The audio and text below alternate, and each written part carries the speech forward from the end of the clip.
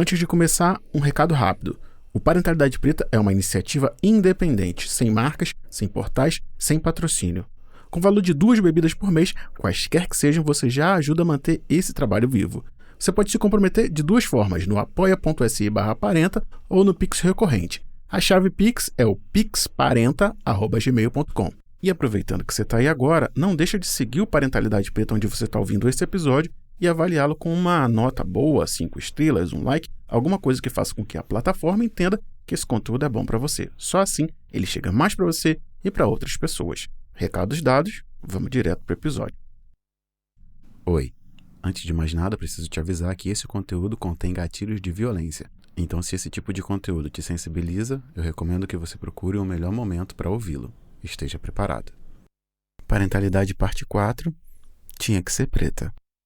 Continuando um assunto basilar para a construção das narrativas aqui do Parentalidade Preta, a gente vai continuar a falar da importância da maternidade no contexto social da comunidade, sem contudo deixar de acrescentar que eu, Diego, acredito na construção de uma sociedade matrifocal e matrilinear.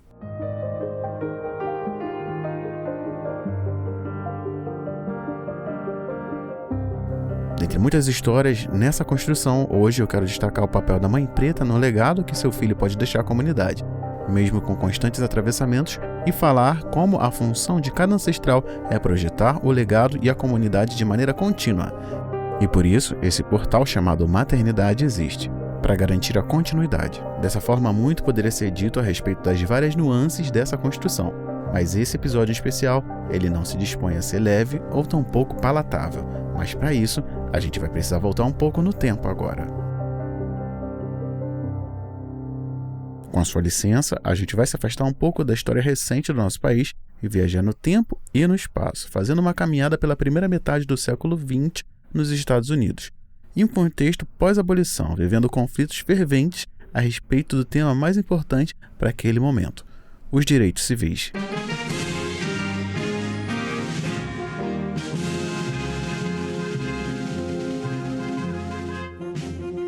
Para construir esse panorama, a gente vai passar brevemente pelos acontecimentos mais importantes desde a guerra, que teve como um dos seus principais motivos o final dessa instituição chamada escravidão. O período após o final da Guerra Civil Americana, em 1865, até os anos de 1900, foi marcado por importantes transições e desafios nos Estados Unidos. Essa época foi conhecida como a Era da Reconstrução, durante a qual o país lidou com a integração dos estados do Sul e do Norte, a emancipação de escravizados e a busca pela igualdade e pelos direitos civis dos afro-americanos. Em 1865, após a guerra, a 13ª emenda à Constituição dos Estados Unidos foi ratificada e foi abolida oficialmente a escravidão em todo o país. Isso criou um marco importante para a história dos direitos civis. No entanto, a abolição da escravização não significou automaticamente a igualdade para todas as pessoas pretas. Durante a Reconstrução foram adotadas as emendas 14 e 15 à Constituição. A 14ª emenda, ratificada em 1868, concedeu a cidadania a todas as pessoas nascidas ou naturalizadas nos Estados Unidos, independentemente da sua raça ou cor. A gente está falando de pessoas sequestradas ou descendentes desses egressos de África. Além disso, ela garantiu, entre muitas aspas, igual proteção da lei e dos direitos civis para todos os cidadãos. Já a 15ª emenda, ratificada em 1870, proibiu a negação de direito ao voto com base na raça, cor ou condição de servidão anterior. E para entender um pouco mais a respeito disso, eu recomendo que você ouça a introdução do Parenta 14, Mulherismo Africana. Vou até dar uma pausa aqui agora para você ir lá ouvir e depois voltar para a gente continuar a partir desse ponto. Parei.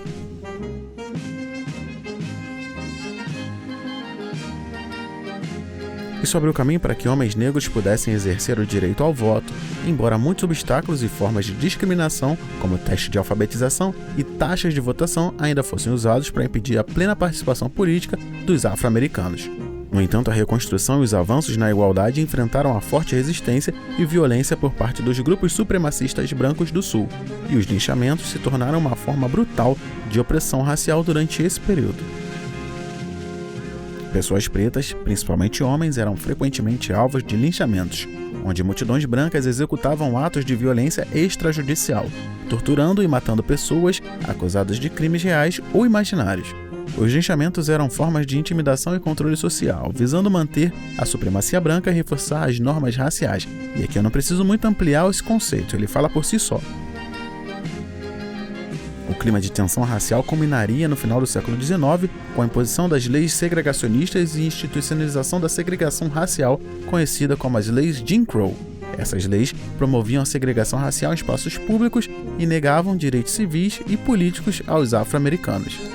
Certamente você já deve ter ouvido muitos nomes de pessoas que lutaram pelos direitos civis nos Estados Unidos. É a partir desse contexto que essas lutas se levantaram. Agora, com tudo contextualizado, a gente pode falar década a década até a metade do século XX. E para essas décadas eu vou elencar alguns fatos importantes. Nos primeiros 10 anos do século XX, os direitos civis nos Estados Unidos enfrentaram uma série de avanços significativos. Essa década foi marcada por mudanças sociais, políticas e legais que moldaram o caminho para a luta dos direitos civis no século XX. No início do século, a segregação racial era amplamente aceita e institucionalizada em muitas partes do país, principalmente no Sul. As chamadas leis Jim Crow impulsionaram a segregação racial em espaços políticos como escolas, transportes, restaurantes e banheiros. As comunidades negras enfrentavam a discriminação e a violência e restrições aos seus direitos civis básicos. No entanto, no decorrer da década de 1900, houve movimentos significativos em direção à igualdade e aos direitos civis. A National Association for Advancement of Colored People, NAACP em inglês, foi fundada em 1909, com o objetivo de combater a discriminação racial e promover a igualdade de direitos para os afro-americanos. A NAACP desempenhou um papel fundamental na luta pelos direitos civis ao longo do século XX. Durante a década de 1900, houve também casos emblemáticos que demarcaram a injustiça racial. Um exemplo notório foi o caso do boxeador Jack Johnson, o primeiro campeão mundial dos pesos pesados negro. Sua ascensão ao título mundial e seu relacionamento com mulheres brancas geraram hostilidade e perseguição por parte das autoridades, resultando em acusações injustas e condenação por violar leis vigentes na época. Em 1915, o filme O Nascimento de uma Nação foi lançado, retratando negros de forma estereotipada e glorificando a Ku Klux Klan. O filme gerou controvérsia e protesto, mas também levou a um ressurgimento da KKK e o aumento da violência e a discriminação racial em muitas partes do país. No contexto da Primeira Guerra Mundial, que se deu entre 1914 e 1918, muitos negros migraram para o norte em busca de melhores oportunidades econômicas e para escapar da opressão racial do sul. Esse êxodo contribuiu para a formação de comunidades negras urbanas, onde surgiram movimentos culturais e intelectuais conhecidos como Renascimento do Harlem. Essa era uma expressão artística, literária e cultural que celebrava a identidade negra e contestava as noções de superioridade branca. Em 1917, a entrada dos Estados Unidos na Primeira Guerra Mundial trouxe a promessa de liberdade e democracia a todos, o que gerou expectativas de mudança social. Muitos negros americanos se alistaram no exército, esperando que seu serviço e sacrifício levassem a um tratamento igualitário. No entanto, eles frequentemente enfrentaram discriminação dentro das próprias fileiras militares. A década de 1920 imprimiu mais uma mudança. Nessa época, as questões relacionadas à igualdade racial, direitos das mulheres e liberdades individuais estavam em destaque na sociedade americana. No que diz respeito aos direitos civis afro-americanos, a década de 1920 testemunhou tanto conquistas quanto retrocessos. A migração dos negros do sul para o norte e para o oeste continuou durante esse período, impulsionada pela promessa de melhores oportunidades e de emprego e liberdade em relação à segregação racial do sul. Essa migração continuou contribuindo com o crescimento de comunidades negras urbanas e a formação de uma cultura afro-americana vibrante. No entanto, a discriminação racial ainda era evidente nos Estados Unidos, especialmente nas regiões do sul. As leis Jim Crow continuavam a impor segregação racial e a negar direitos civis básicos aos negros. Embora alguns progressos tenham sido feitos na luta contra a segregação, com o surgimento da NAACP, que lutava pelos direitos das pessoas pretas, que completaria 10 anos, e a Urban League, os avanços foram limitados e muitos desafios permaneceram. No campo dos direitos das mulheres, a década de 1920 ficou conhecida como a Era Flapper, que foi conhecida pelas mudanças sociais e culturais significativas que imprimiu na sociedade. Segundo Manuel de Abreu, em colaboração com o site salãovirtual.org, as flappers eram mulheres jovens que desafiavam as normas sociais da época usando roupas curtas, maquiagem e bebendo em público. Elas também tinham uma postura mais independente e ousada, frequentando festas, dançando e cantando. Esse movimento foi influenciado pela Primeira Guerra Mundial e pela conquista do direito ao voto pelas mulheres nos Estados Unidos. Voltando aos direitos, as mulheres conquistaram o direito ao voto com a aprovação da 19ª Emenda em 1920, o que representou uma vitória fundamental na luta pelo sufrágio feminista. Essa conquista abriu caminho para a maior participação política das mulheres e aumentou a conscientização sobre a igualdade de gênero. Nessa época, o discurso "E eu não sou uma mulher", de Sojourner Truth, já fazia 70 anos. Além do sufrágio, as mulheres começaram a desafiar as normas tradicionais de comportamento e moda, buscando maior liberdade e independência. No entanto, apesar desses avanços, muitas mulheres ainda enfrentavam desigualdade no local de trabalho, restrições sociais e a falta de direitos reprodutivos. Outra questão importante para a década de 1920 foi a liberação da expressão e a luta pelos direitos individuais. O período viu um florescimento da cultura e das artes, com o surgimento do movimento Harlem Renaissance, a Renascença do Harlem, que destacou a contribuição dos afro-americanos para a leitura, música e artes visuais. No entanto, ao mesmo tempo ocorreram perseguições políticas e repressões em resposta ao medo do comunismo e do radicalismo. A chamada Red Scare, ou cicatriz vermelha em português, resultou em prisões e deportações de imigrantes e ativistas políticos. Os anos 30 nos Estados Unidos foi um período de grande desafio e transformações dos direitos civis, fortemente influenciado pela Grande Depressão e pelas lutas em torno da segurança racial. Durante os anos de 1930, a Grande Depressão causou um impacto significativo na sociedade americana, acentuando a pobreza e o desemprego em todo o país. Essa crise econômica afetou desproporcionalmente, adivinha quem? A população preta, é claro. Essa já enfrentava altos níveis de discriminação racial e segregação. A taxa de desemprego entre a população negra era consideravelmente mais alta que entre os brancos. Em meio à Grande Depressão surgiram movimentos de organização que buscavam direitos e melhorias para os afro-americanos. Destaca-se a manutenção da Organização Nacional para o Avanço das Pessoas de Cor, que já vinha lutando por direitos civis desde a década de 1910. A NAACP, que é a sigla em inglês, continuou a desafiar a segregação racial e a lutar por igualdade de oportunidades e justiça para a população negra. No entanto, a segregação racial ainda era predominante nos Estados Unidos, especialmente nas regiões do Sul, onde as leis Jim Crow continuavam a impor a discriminação sistêmica. A Suprema Corte dos Estados Unidos tomou algumas decisões importantes nessa década, como alguns casos que questionaram a segregação nas escolas de pós-graduação, e posteriormente, em 1948, abordaria a discriminação em contratos de propriedade. Essas decisões ajudaram a pavimentar o caminho para futuros avanços dos direitos civis. Além da luta contra a segregação racial, a década de 1930 também viu um aumento da consciência sobre os direitos trabalhistas. Com a criação do New Deal pelo então presidente Franklin Roosevelt, foram criados e concebidos programas de leis para combater a pobreza e melhorar as condições de trabalho. Essas medidas beneficiariam muitos trabalhadores, incluindo os negros e mulheres, embora a discriminação racial ainda persistisse em muitos aspectos. No que diz respeito aos direitos das mulheres, a década de 1930 testemunhou avanços modestos. As mulheres continuaram a lutar por igualdade de salário, oportunidade de trabalho e igualdade de direitos civis. Embora tenha havido algum progresso na ampliação das oportunidades de emprego para mulheres, durante a Grande Depressão, muitas ainda enfrentavam discriminação e desigualdades de gênero. O Ocidente, né? Os anos 40 foram um período marcante para os direitos civis, com os avanços significativos impulsionados pela Segunda Guerra Mundial e pelo movimento dos direitos civis. Durante os anos de 1940, a Segunda Guerra Mundial, que serviu de maneira oportuna para aquecer a economia norte-americana, teve um impacto profundo nos direitos civis dos Estados Unidos.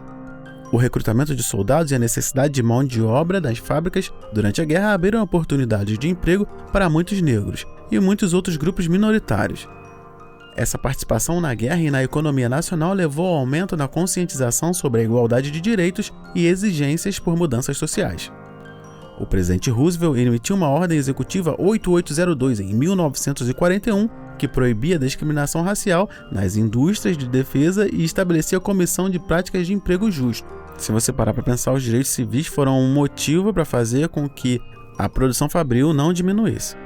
Quer dizer, na guerra pode, né?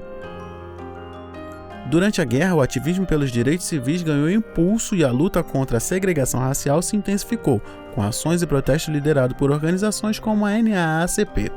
A Segunda Guerra Mundial também teve um impacto nas comunidades de imigrantes. O governo dos Estados Unidos estabeleceu campos de internação para cidadãos nipo-americanos, muitos dos quais eram cidadãos americanos de segunda ou terceira geração. Essas ações foram amplamente consideradas como violações dos direitos civis e liberdades individuais, e somente após a guerra houve um reconhecimento e um esforço para reparar as injustiças, culminando no pagamento de indenizações e um pedido oficial de desculpa pelo governo dos Estados Unidos em 1988. Além disso, a década de 1940 também viu um aumento na conscientização e na luta pelos direitos das mulheres, com a participação ativa de mulheres na força de trabalho durante a guerra. A discussão sobre igualdade de gênero se intensificou, embora os avanços tenham sido modestos. Com a criação da Comissão de Oportunidades Iguais de Emprego em 1941, esse período lançou bases para os movimentos feministas ganharem força nas décadas seguintes. Chegamos então à década de 1950 e durante esses anos a luta contra a segregação racial atingiu um ponto crítico. E é aqui, no meio da história, que eu tenho outra história para te contar.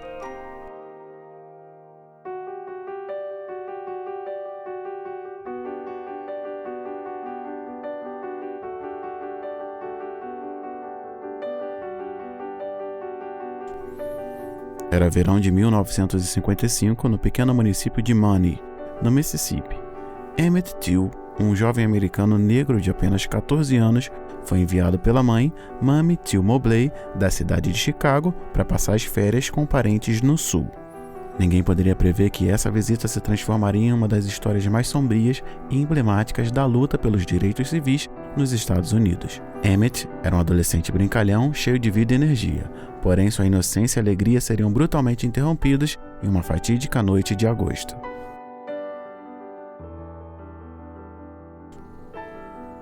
Aconteceu em uma mercearia local onde ele, inconsciente do perigo que cercava, teria interagido de uma forma inadequada com Carolyn Bryant, uma mulher branca que trabalhava no estabelecimento.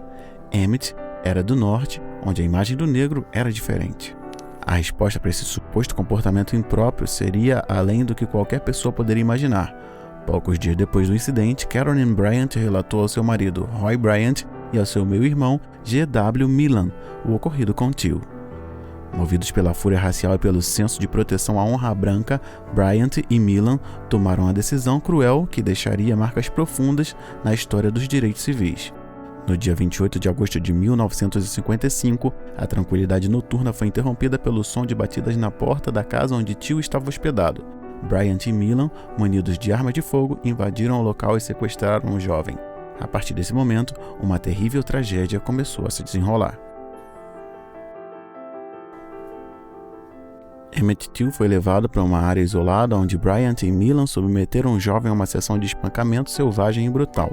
Seu corpo foi mutilado e desfigurado, transformando-o em um testemunho horrível das atrocidades que a segregação racial permitiria. Após o assassinato, Bryant e Milan jogaram o corpo de Emmett Till no rio Tallahatchie, na esperança de que ele nunca fosse encontrado. Contudo, o destino conspirou para que a verdade emergisse das águas escuras e lameadas. O corpo de Till foi descoberto dias depois, com uma pesada máscara de injustiça estampada em seu rosto. A morte brutal de Emmett Till chocou a nação e despertou uma consciência coletiva. A imagem do jovem exibida em seu funeral de caixão aberto espalhou-se pelos jornais e revistas do país, servindo como um lembrete vívido e perturbador das injustiças raciais que prevaleciam. O julgamento subsequente trouxe à tona a perversidade do sistema de justiça sulista da época. Apesar das evidências esmagadoras e os relatos corajosos de testemunhas, Bryant e Milan foram absolvidos pelo júri composto apenas por pessoas brancas. A impunidade prevaleceu, lançando uma sombra sobre a nação de igualdade e justiça. O julgamento do assassinato de Emmett Till foi uma fonte de grande controvérsia e indignação devido à clara presença de evidências e à subsequente absolvição dos acusados, Roy Bryant e J.W. Milan. Durante o julgamento, várias testemunhas relataram ter visto Bryant e Milan com Emmett Till na noite do sequestro. Além disso, amigos de Till testemunharam sobre os detalhes do ocorrido e a personalidade brincalhona do jovem, desmentindo as alegações de comportamento inadequado com Carolyn Bryant. O corpo de Emmett Till serviu como uma prova inegável dos horrores que ele havia enfrentado. Ele estava tão severamente espancado e desfigurado que sua mãe decidiu ter um funeral de caixão aberto para que o mundo pudesse testemunhar o que havia sido infligido ao seu filho. Essas imagens chocantes e perturbadoras do corpo de Till foram amplamente divulgadas pela mídia, despertando a indignação e a comoção pública. A absolvição dos acusados revelou uma profunda falha no sistema legal e evidenciou as tensões raciais existentes na época. Muitos viram essa decisão como um lembrete angustiante da desigualdade e da injustiça que prevaleciam nas comunidades segregadas do sul dos Estados Unidos. Embora Roy Bryant e J.W. Williams tenham sido posteriormente entrevistados pela revista Look e admitido seu envolvimento no assassinato, eles já não poderiam ser processados novamente devido à proteção contra a dupla incriminação. Esse fato contribuiu para uma sensação de impunidade que reforçou a determinação de muitos ativistas pelos direitos civis de combater a injustiça e lutar por igualdade. O caso de Emmett Till se tornou um marco significativo na luta pelos direitos civis e motivou muitas pessoas a se engajarem na busca por justiça e igualdade racial. Mamie Till Mobley, a corajosa mãe de Emmett Till, teve um papel crucial em dar voz e visibilidade ao caso do filho. Aqui estão algumas citações marcantes das suas declarações sobre o caso. A primeira é a seguinte: "Eu quero que o mundo veja o que fizeram com meu filho. Não quero que a minha criança tenha morrido em vão." A segunda: "Eu decidi que nunca mais vou ter medo de ninguém. Aqueles que fizeram isso com meu filho tinham intenção de me aterrorizar, mas falharam miseravelmente." E a terceira: "Sei que, mesmo que eu tenha que me colocar em risco, tenho que falar por ele, pelo Emmett." E uma última: "Eu queria que o mundo visse o que havia acontecido porque eu sabia que se todos vissem, eles não poderiam negar a verdade." O funeral de Emmett Till foi realizado em 3 de setembro de 1955 e foi um evento comovente e impactante que teve um papel significativo na conscientização sobre a violência racial nos Estados Unidos. Milhares de pessoas se reuniram na Igreja Batista de Robert Temple, em Chicago, para prestar suas últimas homenagens ao jovem assassinado. A comoção e a tristeza preenchiam o ar enquanto amigos, familiares e membros da comunidade se uniam em solidariedade. O caixão de Emmett Till foi aberto para que as pessoas pudessem testemunhar os horrores infligidos a ele. O corpo do jovem estava tão severamente espancado e desfigurado que muitos mal conseguiram reconhecê-lo. A mãe de Emmett tomou a difícil decisão de expor a brutalidade para que o mundo pudesse ver o que aconteceu com seu filho. A imagem do rosto de Emmett, com os olhos arregalados e ferimentos visíveis, ficou gravada na memória de todos que a presenciaram. Essa imagem icônica se tornou um símbolo duradouro das injustiças raciais e inspirou uma nova onda de ativismo na luta pelos direitos civis. O funeral de Emmett Till também atraiu a atenção da mídia, tanto local quanto nacional. Jornalistas e fotógrafos registraram os momentos de dor e desespero, ajudando a espalhar a história e a indignação em relação ao caso por todo o país. Além das lágrimas e do luto, o funeral de Emmett Till também foi um momento de mobilização. O impacto emocional da tragédia incitou muitos a se juntarem à luta pelos direitos civis e a exigir justiça para Emmett e para todos os afro-americanos que enfrentavam a violência racial. Ele foi um ponto de inflexão na luta pelos direitos civis, destacando a urgência de combater o racismo e a violência sistemática contra a comunidade negra. Foi um momento poderoso de solidariedade e uma demonstração pública do desejo da mudança e de igualdade. O legado do funeral de Emmett Till continua a ecoar nas lutas atuais por justiça social e direitos humanos. Agora que você conhece o caso de Emmett Till, a gente vai voltar para a história.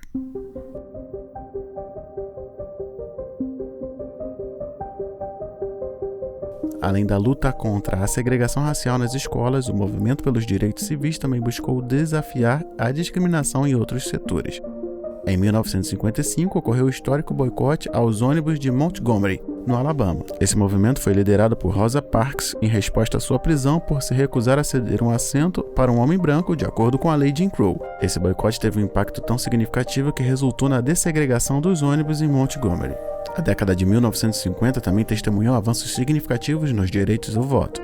A Lei do Direito do Voto de 1957 foi a primeira legislação federal desde a Reconstrução que abordou a questão dos direitos do voto para os afro-americanos. Embora tenha sido uma medida limitada, abriu caminho para legislações posteriores mais abrangentes, como a Lei dos Direitos de Voto de 1965, que proibiu as práticas de discriminação racial e assegurou o direito do voto a todos os cidadãos. Infelizmente, Emmett Till não foi poupado e seus direitos civis não foram assegurados. Em meio a tantas atrocidades, o destaque da resiliência e da iniciativa de Mani Till Mobley, que abriu mão do seu momento de dor e recolhimento para fazer com que o exemplo do seu filho não fosse em vão. Movida por sua maternidade, ela projetou o sentimento de necessidade de mudanças, tão presentes até os dias atuais. Tanto que você, ouvindo esse episódio, está sentindo até agora. Eu poderia falar muito mais sobre maternidade, mas só que agora a gente vai ouvir as palavras da nossa convidada. Maternidade é uma travessia com muitos caminhos, alguns obstáculos, com muito medo, com muita paciência. A maternidade, ela vem em mim como um sonho realizado. Quem me conhece sabe o quanto que eu sempre quis ser mãe. Eu costumo falar que eu já era uma mãe, né? Só não tinha um filho, né, que veio de mim, mas tem muitas pessoas que me chamam de mãe, porque eu sempre tive essa veia, né, de cuidar, e a gente entende hoje que é todo um processo histórico mesmo, de herança que a gente herda, né, dos nossos ancestrais. E a maternidade hoje, a palavra que definiria é desafio. A maternidade preta é uma expressão da resiliência, da força e do amor incondicional que transcende as adversidades e desafios enfrentados pelas mães negras ao longo da história. Assim como a história de Emmett Till e a do menino Miguel, muitos outros exemplos de mães negras lutam por justiça e igualdade que emergem da narrativa poderosa da maternidade preta. Essas mulheres não apenas carregam a possibilidade de criar e nutrir seus filhos, mas também assumiram um papel ativo na luta por direitos e na busca por um mundo mais justo e igualitário. Muitas já enfrentaram a dor indescritível de perder um filho, testemunharam a violência racial e a opressão, e ainda assim encontraram forças para seguir em frente e tornarem-se agentes de mudança. A maternidade preta é um ato de resistência, pois essas mães se levantaram em defesa dos seus filhos, lutando por suas vidas, por sua dignidade e por um futuro melhor. A maternidade ou a maternagem preta merecem ser exaltadas, reconhecidas e celebradas com uma força transformadora. É um lembrete de que o amor de mãe pode superar obstáculos e moldar o futuro. Ao honrar e valorizar a maternidade preta, também honramos a luta e a resistência das mães negras que, ao longo da história, fortaleceram o caminho para uma sociedade mais igualitária e inclusiva para todas as mães e seus filhos. Esse programa não é sobre a morte ou sobre perder filhos.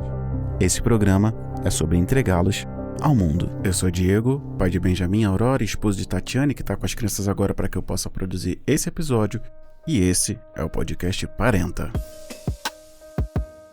O meu objetivo aqui é segurar na sua mão para que a gente caminhe juntos em direção a uma parentalidade preta mais forte e mais potente, que potencialize a nós e as nossas crias.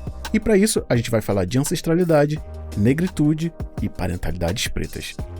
Esse programa faz parte de um universo ainda maior e se completa e se expande no Instagram Parentalidade Preta. Caso alguma coisa aqui tenha feito sentido para você e você queira levar essa conversa para lá, é só me procurar, eu estou à disposição. E hoje, o podcast Parenta é com a minha amiga Marcele Oliver. Meu nome é Marcele, tenho pele preta, não tão retinta, tenho um cabelo afro, né? Um cabelo crespo, cheio, tô de blusa verde, tô sem brinco, tenho algumas tatuagens pelo corpo também, e tenho uma boca mediana e um nariz mediano também, não muito fino, mas nem muito largo, e sou bochechuda. E eu quero saber, quem tá ouvindo a gente, quem é a Marcele Oliver? Fala um pouco dela pra gente. A Marcele, ela é uma mulher determinada, teimosa, amiga. Ela é agitada, ela gosta de falar, ela gosta de escrever, ela gosta de ser articuladora de ações. Ela é uma ativista, ela acredita, né, em um mundo melhor, ela acredita na união, né, na união de raça, ela acredita que ainda tem jeito, né, ainda tem jeito da gente estar se reorganizando, né, e tendo esse progresso como gente preta. Eu sou feliz, sou mãe da Faiza, sou companheira do Ariel, sou filha de Fátima e Paulo, uma mulher preta em movimento. Maravilha. Não, eu posso dizer de conhecimento próprio, é uma das pessoas que eu conheço que mais movimenta coisas, é a Marcele. Então, movimenta coisas mesmo. Muito legal. Bom, a gente vai para o intervalo rapidinho e a gente já volta.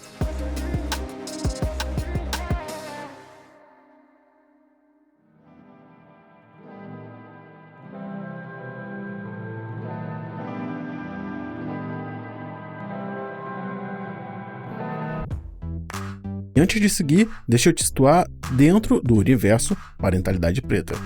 Esse é um podcast que atravessa corpo, ancestralidade e consciência para pensar a criação em um mundo que insiste em negar a gente enquanto pessoas pretas. Eu sou Diego, educador parental, um homem negro, pai, e esse podcast se tornou referência por unir afeto, teoria e escuta sobre criação, masculinidade e famílias pretas.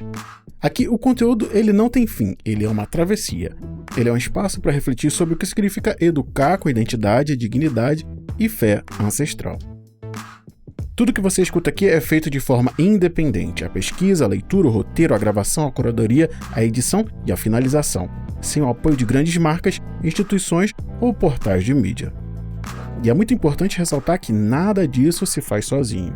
Esse trabalho só tem se mantido de pé graças a quem decidiu se comprometer, e eu quero agradecer a todas as pessoas que mantiveram o apoio entre o final da última temporada e esse retorno. Esse é um gesto simples que faz diferença real, porque cada apoio transforma a escuta em estrutura e mantém isso aqui de pé. Se você está chegando agora, eu preciso te dizer que o Parentalidade Preta não é só um podcast, é um ecossistema que possui escuta, formação e cuidado. Aqui você encontra o Parenta, que é esse programa que você está ouvindo, com áudios, documentários e entrevistas sobre temas de grande repercussão que são importantes para essa tal consciência racial. Também tem o Resenha, que são conversas francas e bem-humoradas com pais pretos falando sobre os desafios, as dores e as delícias da criação. O podcast Parentalidade Preta também conta com Mergulho, que são encontros aprofundados sobre masculinidades e outras subjetividades com profissionais de saúde mental, todos negros, exclusivamente. Não fosse só isso, eu também tenho a cultura de aproveitar alguns centenários de figuras importantes e construir especiais, séries documentais em áudio como Diop, Estrelas Negras no Céu do Egito e Frantz Fanon, Irredutivelmente Negro. Não faltasse coisa, eu inventei esporadicamente também o Travessia, que é a escola de escuta afrocentrada do Parentalidade Preta, onde eu resgato alguns temas e coloco ali de maneira sistemática, com material didático e outras coisas. Enfim, é o que funciona aqui no Parentalidade Preta a partir de tudo que tem que ser feito, e o que tem que ser feito, a gente precisa fazer. Além do podcast, o Parentalidade Preta ainda conta com ensaios e reflexões que eu publico lá no Instagram e em demais mídias, as rodas de paternidades pretas, que são espaços gratuitos de encontro, partilha e cuidado coletivo que a gente faz fechado e não transmite para ninguém. É um momento muito importante que o Parentalidade Preta garante um local seguro para as pessoas que precisam ir lá e conversar simplesmente, entre pares, sem julgamento e sem preconceitos. Tudo isso só existe porque é sustentado coletivamente. Se você sente que o Parentalidade Preta faz te atravessa, existem duas formas simples de se comprometer e manter isso tudo aqui funcionando. Pelo financiamento coletivo que eu cadastrei lá no apoia.se/parenta, é óbvio que o link está na descrição desse episódio e você consegue cadastrar uma faixa de apoio mensal numa plataforma segura que vai garantir o repasse para que isso aqui continue funcionando. Ou, se você quiser, de uma forma mais simples, tem o Pix recorrente. A chave Pix é o pixparenta@gmail.com. Com o valor de 2 bebidas por mês, quaisquer que sejam, você já pode me ajudar a manter isso aqui funcionando, autônomo e em movimento, principalmente independente. E agora, sem mais delongas, a trilha sonora vai mudar para essa trilha maravilhosa que meus amigos da Caixa forneceram para sempre aqui para o Parentalidade Preta, e a gente vai para a 40ª conversa que eu estou tendo aqui no Parenta com a minha amiga Marcele Oliver. Eu queria saber, na sua opinião, o que é que não poderia deixar de ser dito sobre o conceito de maternidade para o povo preto.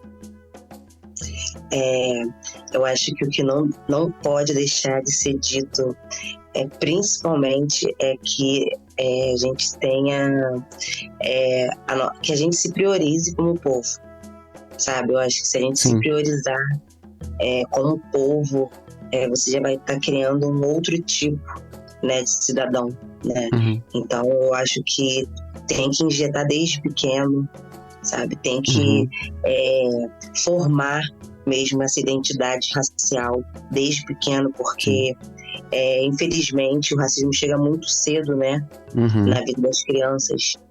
Então, ter esse letramento, ter esse cuidado, expor que a infância preta é uma infância boa, é uma infância válida, é uma infância feliz, e que sim, tem suas especificidades e tá tudo bem, porque a gente tem que, infelizmente, situar, né, os nossos filhos desde muito cedo, né, porque a gente não fica com eles 24 horas, né, então o que a gente pode fazer é criar um plano para eles se blindarem e se defenderem.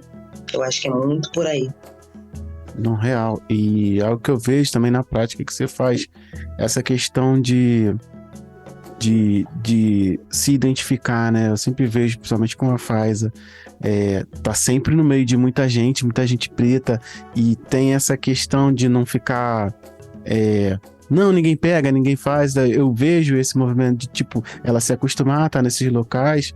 E também eu vejo nos locais, quando a gente tá junto, que é meio que uma responsabilidade que você bota pras pessoas. Tipo assim, não, você vai cuidar sim, porque isso aqui é de todo mundo. Então, você vai segurar mesmo. E é isso aí, porque a gente tá criando isso. Então, você vai segurar, sim, pode criar. Não, pode pegar aí nela. Então, assim, eu acho que a prática disso, né, acho que acaba aglutinando isso que você falou. Tipo, bota pras pessoas, tem uma criança aqui, você vai ter que cuidar dela também, porque eu também tô fazendo coisas pela gente, sabe? Eu vejo isso acontecendo muito.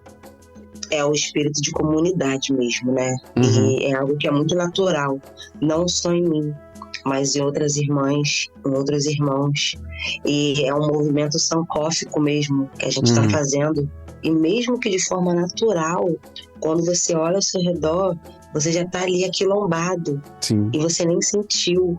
Então isso é progresso, sabe? Isso é raça, sabe? Isso é axé. Então, esse movimento que cada vez mais está crescendo, da gente se reconhecer, né? E de hoje você passar na rua e às vezes cumprimentar uma outra pessoa preta mesmo sem conhecer, sabe? Aquele local de pertencimento, eu mesmo no transporte público, no BRT que eu pego, eu sempre faço amizade com alguma irmã preta que tá ali no mesmo corre que eu. E tá tudo bem, às vezes a gente não pergunta nem o nome da outra, mas a gente se identifica, né? E eu acho que é isso que a gente tá fazendo cada vez mais. A gente tá começando a se identificar. E isso é perfeito, isso é lindo demais, inclusive. Não, maravilha mesmo. Eu acho isso ótimo. Criar isso na prática, né? Para além de ficar com teorias. Sim. Pode falar. Não, beleza. Vou esperar você voltar, porque senão seu som vai sair. Senão seu som sai. Show, já foi, já voltou. Já. Pô, ó a inveja. Eu tô na cozinha. Massa, show de bola. Bom, eu vou para a terceira pergunta agora. Que eu queria saber de você. Eu queria saber de você se você acha. Se você considera. Deixa eu repetir aqui. Queria saber de você se você considera afirmar. Se você considera correto afirmar que o mundo foi construído pelas mãos de mulheres pretas desde o início da civilização. Eu queria que você também falasse um pouco a respeito disso. Então, vamos lá. Já foi comprovado, né? Que o primeiro homem, né, que era o Homo sapiens, foi encontrado na África. Sim. E sendo assim, né, nós somos sim o berço da civilização.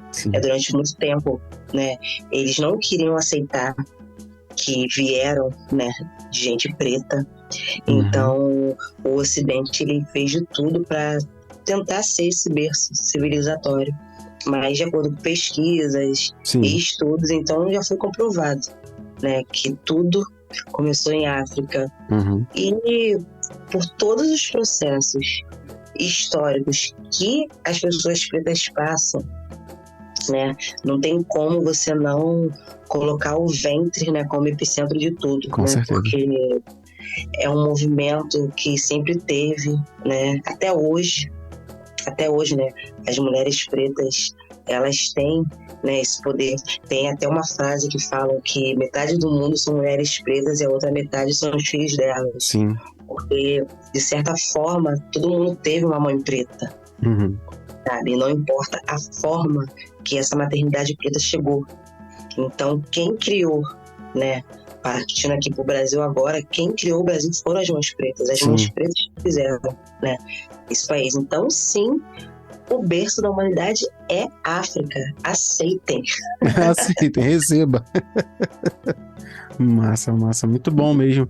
São coisas que a gente não tem muito o que desenvolver porque são óbvias, né?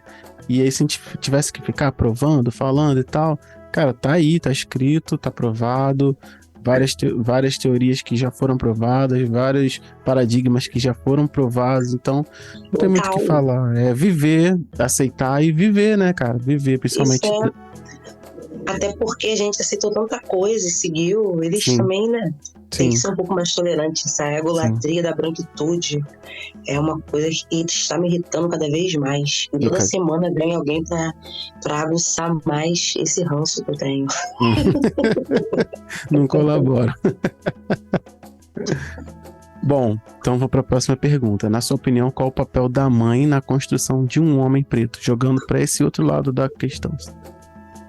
O papel da mãe na construção de um homem preto é um papel diverso, né? Uhum. Partindo desse princípio, mas eu acredito muito, Diego, que o papel do pai ele é insubstituível. Sim. Que tem coisas que é só o pai. Uhum.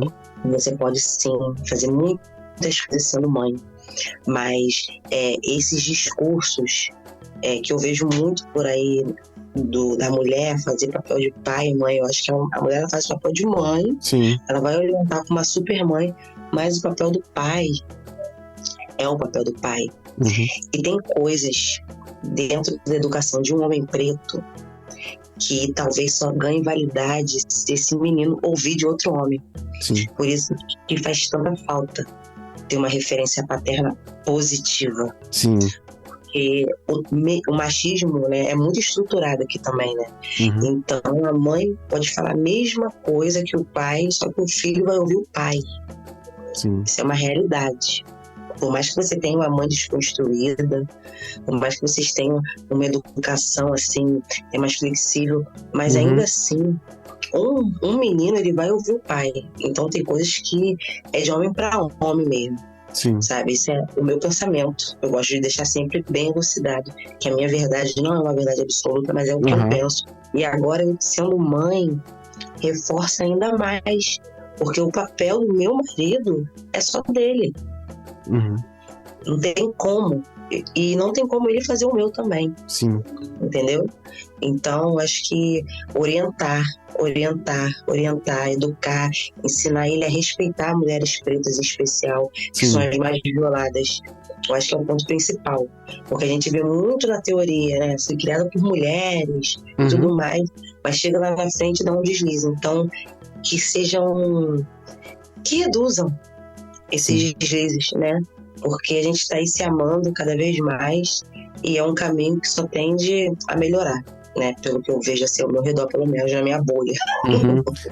A gente vai crescendo as bolhas até elas alcançarem todo mundo, né? Ainda nessa questão e qual é o papel da mãe na criação de uma mulher preta? A palavra-chave que eu vejo muito eu com a Faiza é prevenção. E a prevenção de quê? Dela não cometer os mesmos erros que eu. Por mais que os meus erros fizeram eu ser a pessoa que eu sou hoje, eu não queria que ela cometesse alguns erros meus. Então é todo aquele processo de orientar, de fazer dar certo, de conversar, de ser amiga. Mas o papel da mulher na criação de uma mãe preta é ser referência positiva.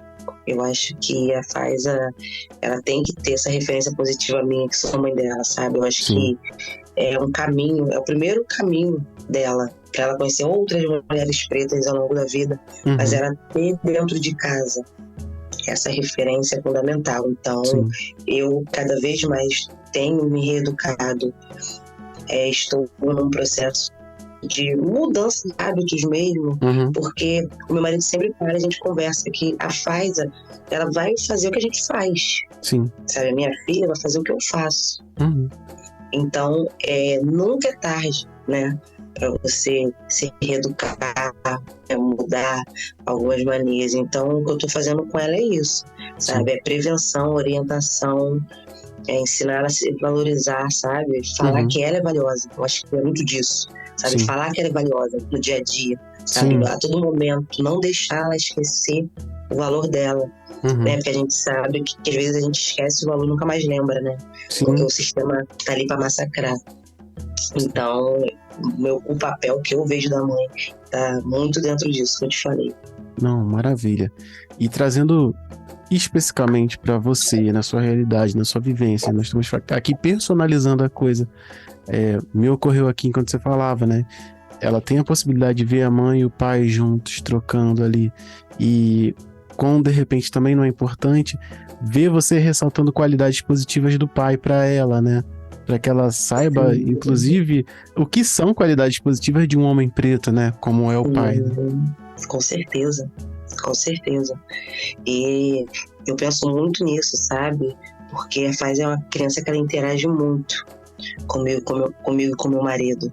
Então a gente tem muito cuidado com coisas que a gente faz, coisas que a gente fala, porque ela associa, né? Sim. Criança é uma esponja. E é isso, é ela ter uma referência positiva de homem preto. Eu acho que já é um caminho assim, meio caminho andado, né? Porque pelo menos ela não vai crescer alimentando, né, essa animalização que fazem com os homens pretos. Então a minha filha, sabendo que um homem preto tá ali não para jogar contra ela, para mim já é uma felicidade tremenda, né? Menos um trabalho para mim. Pode crer. Tá acontecendo aí de maneira natural. Maravilha. Bom, exatamente. Eu vou para a próxima pergunta. Então, eu queria saber se a gente pode dizer... Só um minutinho que meu computador aqui deu uma pausinha. Beleza. Eu queria saber se a gente pode dizer que o colonialismo é o principal mal que põe em risco a maternidade e a maternagem preta. Colonialismo. Sim, né? Eu não vou me arriscar a falar que é o principal, porque isso é uma informação muito carregada de responsabilidade. Mas é um grande causador, até porque tudo começa, né, no colonialismo. Então, lá de trás, as mães pretas já sofriam, né? Eram retiradas de perto dos seus filhos, não podia cuidar dos seus filhos, viram muitos dos seus filhos morrerem, né? Indo para outro continente, ficavam cuidando de filhos brancos, de pessoas que maltratavam os seus. E hoje, né, a gente vê as mães pretas em todo esse movimento que ainda carrega essa herança do colonialismo, né? De abandono, de violência obstétrica, né? Então, são muitas heranças, muitas demandas que as mães pretas têm durante todos esses séculos, vai perpassando e só vai mudando, mas não acaba, sabe?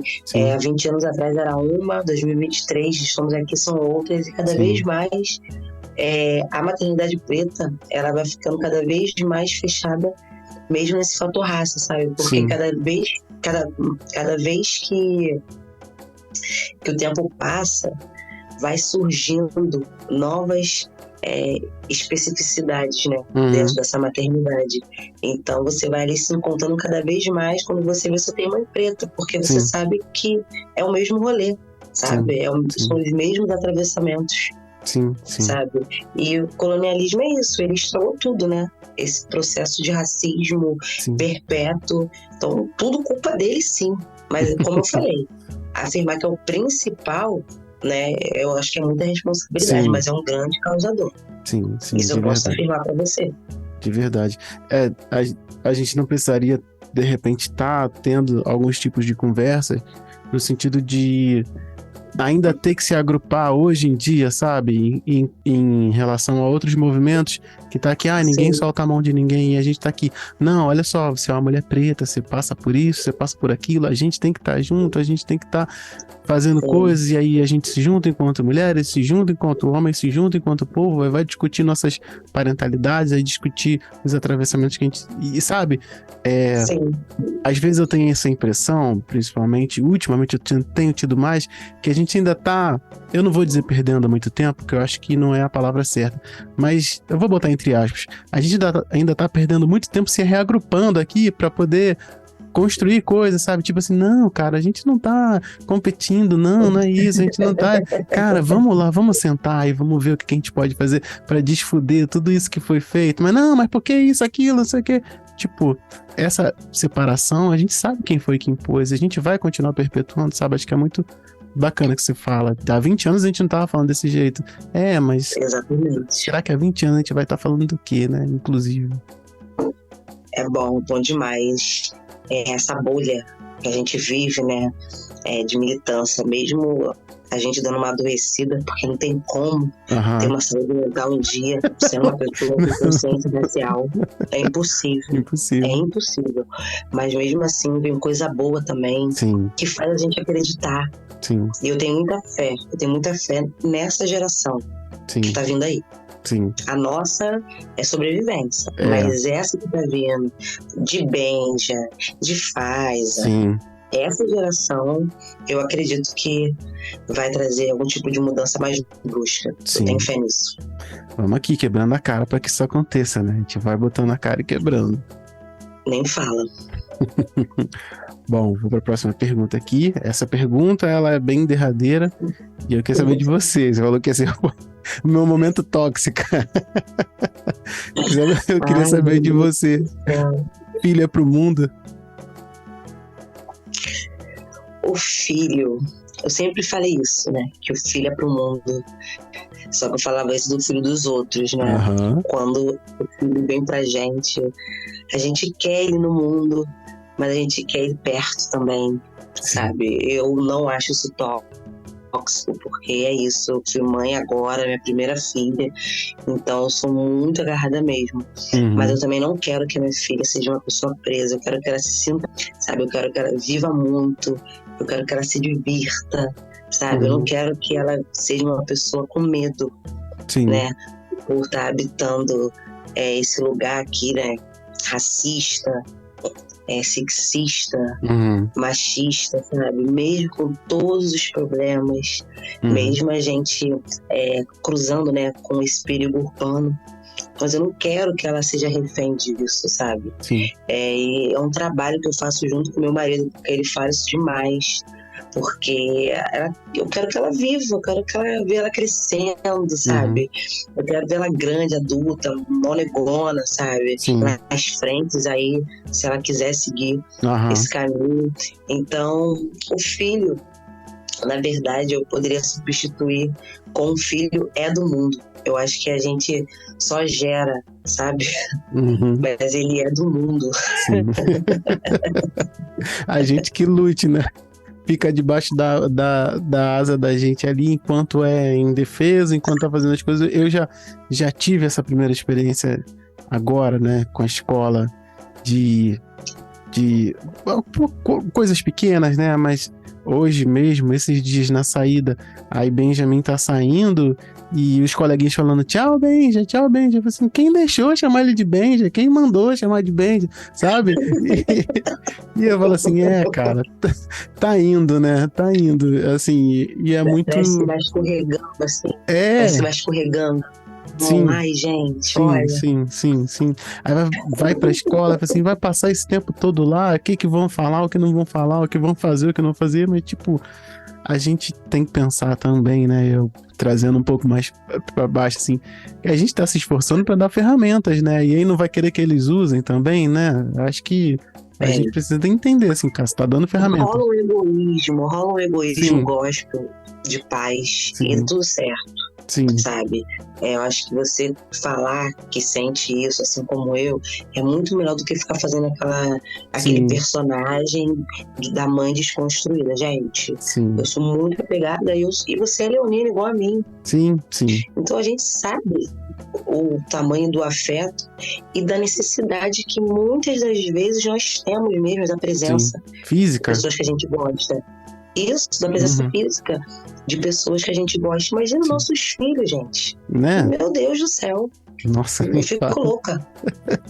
Verdade. Bom, então a gente vai indo para a última pergunta agora. Eu queria saber de você se você acha... Já, papo bom corre rápido, não tem jeito.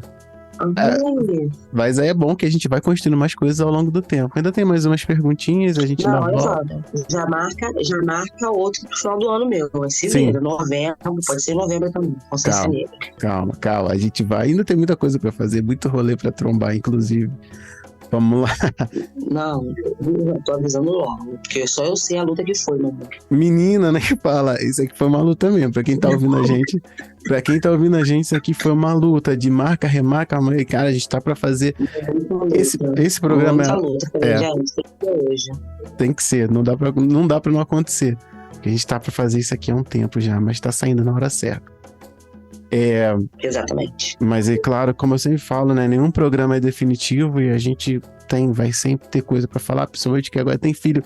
Eu lembro da primeira vez que a gente conjecturou a troca, falou assim, agora depois eu quero falar como mãe, que ainda tava na barriga. Eu falei assim, não, depois eu quero vir aqui falar como mãe, que eu vim falar como militante, agora depois eu quero vir falar como mãe. Eu falei assim, vamos marcar então essa conversa como mãe. Se passasse mais um tempinho, já ia fazer 2 anos. Mas não, a gente fez antes, né? Então a gente tá cumprindo o expediente e o cronograma, mas como agora tem filho na jogada, a gente sempre vai ter assunto pra estar trocando. Isso é muito bom, inclusive. Axé. Bom, vou pra última pergunta dessa troca agora, desse bloco, né? E eu queria saber de você se você acha que há diferença entre mães pretas e brancas. E por quê? Não precisa pegar leve não, tá? Claro. Todas as diferenças. Todas. E muitas mães brancas têm uma certa dificuldade de entender isso. Então, eu trabalho maternidade desde que eu fundei o Avança Negra. Uhum. Já fiz vários encontros de mães. Então, a gente vê que o atravessamento é sempre o mesmo. E você vê que é sempre as mesmas mães. E qual é a cor, né, da mãe que tá ali, que é solo, né? Sim. Que tá ali trabalhando, estudando, criando o filho, às vezes não sendo solo, mas sobrecarregada. Sim. Então aquela mãe tem um menino, né, um filho, né, ou uma filha, sabendo que tá em um mundo onde acontece um genocídio, né, de mais de 500 anos. Então ela vai gerar uma vida que é vulnerável dentro da sociedade. Sim. Ela sabe que os filhos que ela carregou durante 9 meses, que ela amamentou, que ela cuidou, está num lugar que ele não está protegido. E é muito desesperador sentir isso. Sim. Saber que o seu filho está vivendo em uma cidade, em um espaço onde ele não é protegido, onde a vida dele não tem valor.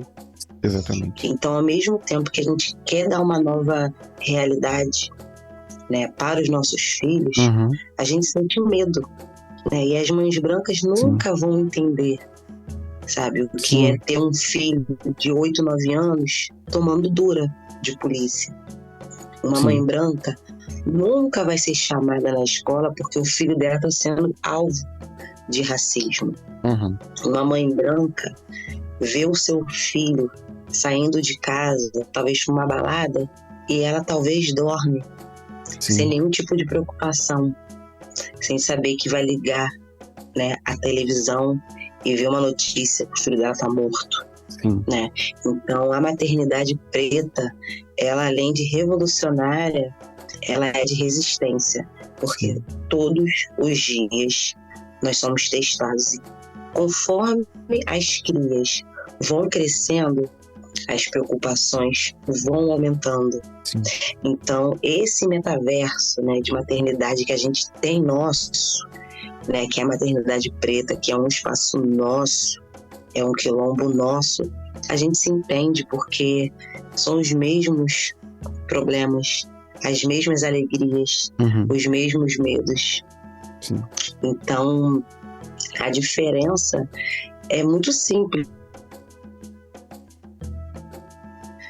Que não é vítima de racismo, com certeza é algo que vem a ser mais leve, né? Então, mães brancas que estarão ouvindo esse podcast, tenham mais empatia, né, nessa questão da maternidade, porque a maternidade preta, ela hoje é aquela resposta, né, que o show tem que continuar. Sim. Sabe, ela é a resposta que o show tem que continuar, que a gente não vai acabar. E são as mães pretas que fazem esse movimento da gente não acabar. Então a gente merece respeito, sim, nas unidades de saúde, no sistema educacional, em qualquer lugar. Porque sem as mães pretas esse Brasil nunca andou, e sem as mães pretas esse Brasil não andará. Exatamente. Não, e assim, cara, eu acho foda, porque ontem eu tava gravando um programa que vai depois desse. E a gente tava falando basicamente sobre o que você pincelou ali, né? Nessa última pergunta, de coisas que mães brancas não têm que se preocupar. E essa conversa é franca, realmente, assim.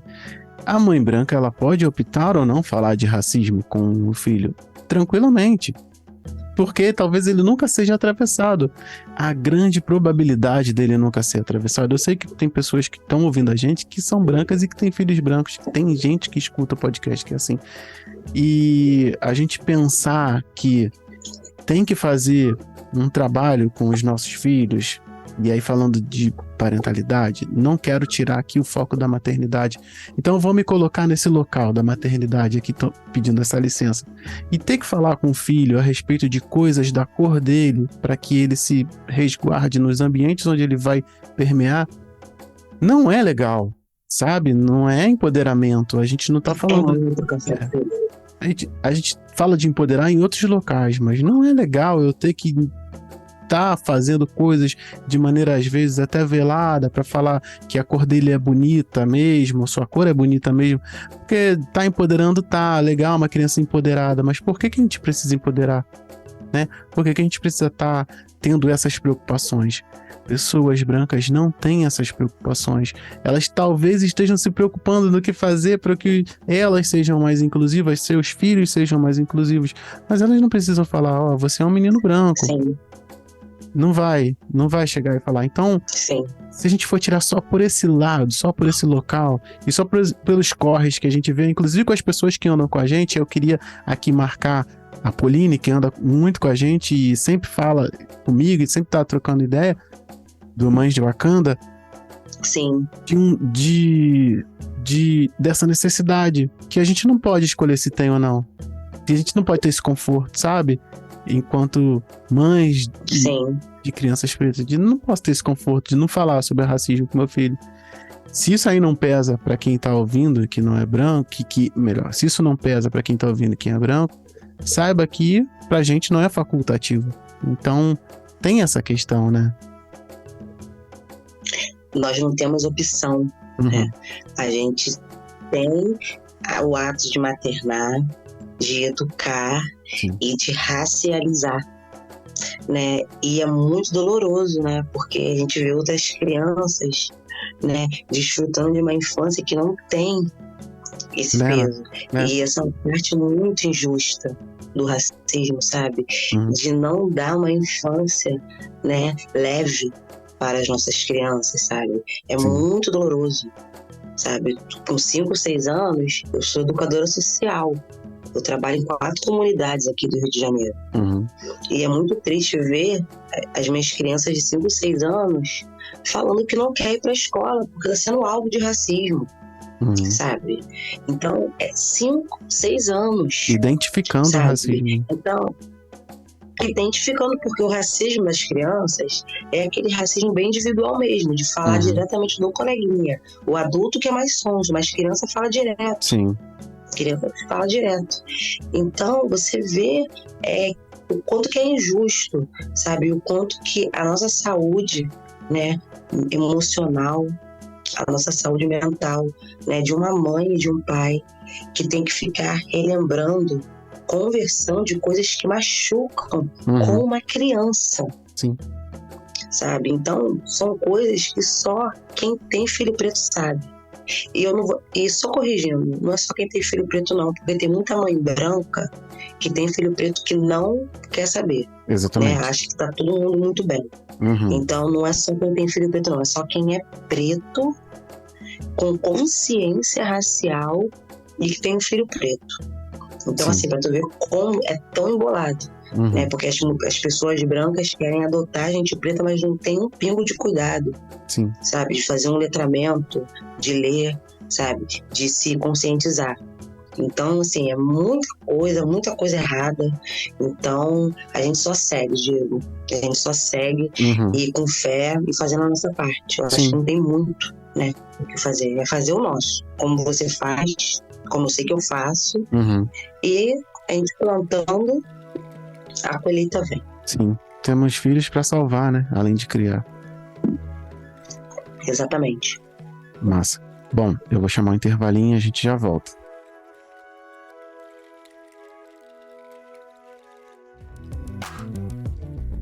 Eu vou aproveitar esse intervalo aqui para fazer uns ajustes na grade que me pareceram mais coesos. E eles são o seguinte: o Parenta, ele continua quinzenal, mas naquela semana todos os materiais daquele episódio vão sair, para a gente ficar mais atento e mais sintonizado no que está sendo falado. Isso acontece da seguinte forma: na terça-feira da semana do Parenta, sai o programa que você está ouvindo agora. Na quinta-feira eu vou colocar a introdução desse episódio separada para você usar fora de contexto, em alguma outra data, em algum momento que seja necessário, para você poder ouvir aí sem necessariamente ter que ouvir o episódio todo. E no sábado eu volto com algumas dicas ou alguns conselhos que vão dar os nossos convidados, é claro, para pais e mães de crianças pretas.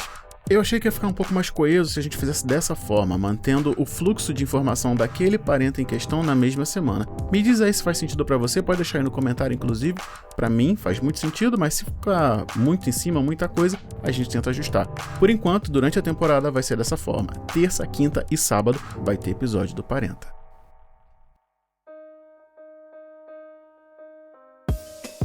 Bom, então a gente está indo agora para despedir da última pergunta. Eu queria saber se você queria... Ai, não, aumenta aí o tempo. Mas assim, até porque tem bastante coisa que eu acho que você pode falar nessa última troca. Eu queria que você falasse bem de cada projeto que você tem desenvolvido, até que apareça um novo que a gente não sabia, inclusive, e falar um pouco, para quem não te conhece, do que você desenvolve, no final das contas, além de criar uma criança preta. Então, eu, em 2017, eu fundei um dos primeiros coletivos aqui no Rio de Janeiro que pautava a saúde mental preta. Então, a gente mapeia até hoje, tá, gente? Psicólogos pretos para direcionar para pessoas de periferia, pessoas que não têm tanta acessibilidade.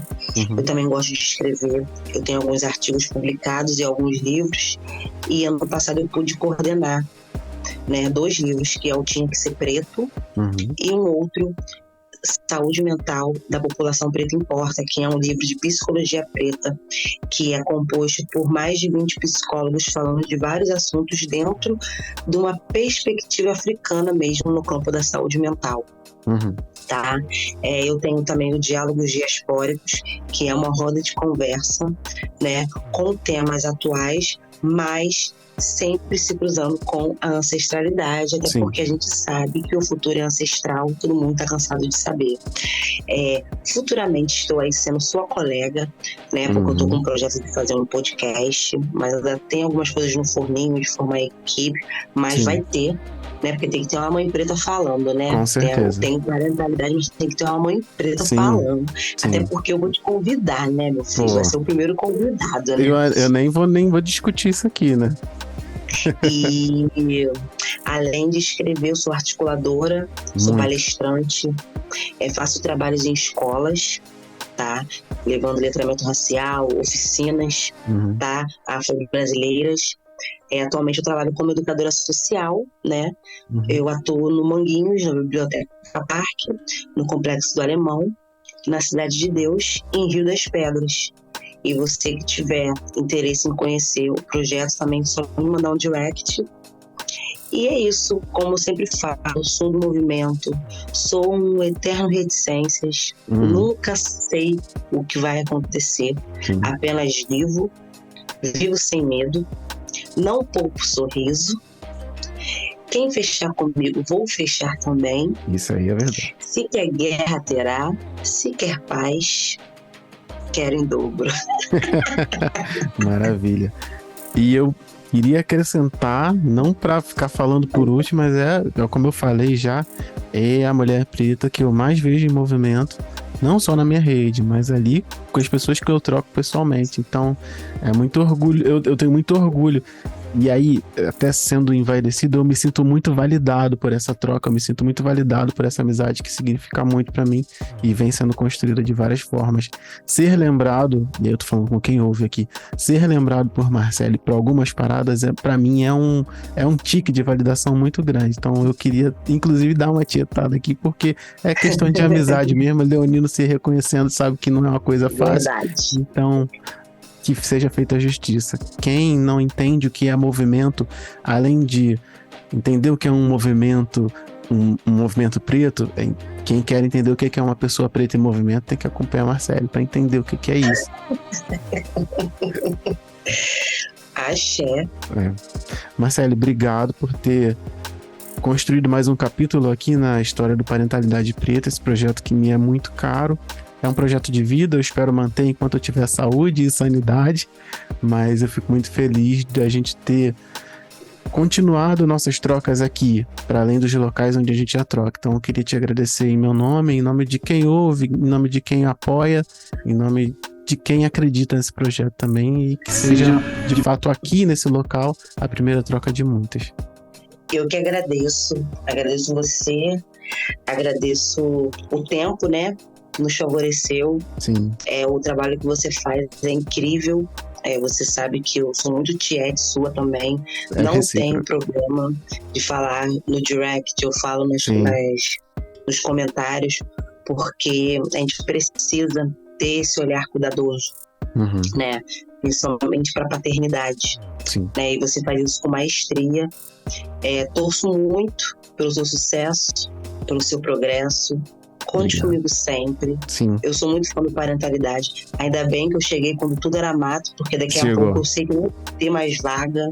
Daqui a pouco vai ter não, mas Mas eu vou poder falar que eu fiz parte. Sim, cheguei mas quando tudo era mato. Tem gente que não. Tem gente que é igual no Melhores Amigos lá do Instagram. Tem gente que não tem. Então, calma aí, não dá pra você ainda não, Angela Davis, porque eu tenho que falar com o Marcele primeiro. Então é por aí que a gente faz. Mas quem tá comigo desde muito tempo e tá vendo a coisa acontecendo agora, vai estar comigo sempre e eu vou levar isso sempre, não tem pra onde correr. Mas é isso, sucesso pra gente, vida longa. Obrigado, viu, Marcele? Agora a gente já tá em off. Queria te agradecer. Que bom. Então chegamos ao final do episódio do Podcast 40. Eu preciso dizer que todos os trechos foram lidos, estudados e roteirizados por mim. Eu também fiz a curadoria, a narração, a edição e a finalização desse e dos demais episódios. E eu fiz isso porque o Parentalidade Preta é uma iniciativa independente, sem apoio de grandes marcas, instituições ou portais de mídia. Se esse conteúdo te atravessou, te ensinou, te fez pensar de uma outra maneira, eu te convido a se comprometer com esse trabalho. Com o valor de 2 bebidas por mês, quaisquer que elas sejam, você contribui para a continuação dos episódios, a produção de materiais gratuitos e o fortalecimento de uma comunidade que educa com dignidade, ancestralidade, responsabilidade e consciência racial.